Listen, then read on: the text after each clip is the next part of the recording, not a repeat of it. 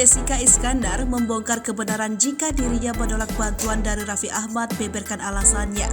Jessica Iskandar baru-baru ini membuat pengakuan mengejutkan. Setelah heboh, dirinya meminta bantuan teman-teman artis. Jessica mengaku semuanya itu hanya gimmick, termasuk mengenai bantuan yang diberikan oleh Raffi Ahmad. Ya, beberapa waktu lalu dalam sebuah acara Raffi Ahmad mengatakan siap membantu Jessica membayar cicilan rumahnya. Ternyata di belakang layar Jessica dengan tegas menolak bantuan dari suami Gigi itu. Padahal Raffi tidak basa-basi ketika menawarkan bantuan padanya. Di tengah musibah yang dialaminya saat ini, Jessica masih bersyukur memiliki banyak teman yang peduli padanya. Istri Vincent Verhaeghe itu mengatakan ada banyak temannya yang menawarkan bantuan kepadanya meski tak terekspos kamera.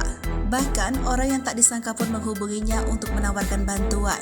Dari situlah Jessica bersyukur karena masih ada banyak teman yang berada di sampingnya ketika sedang kesulitan.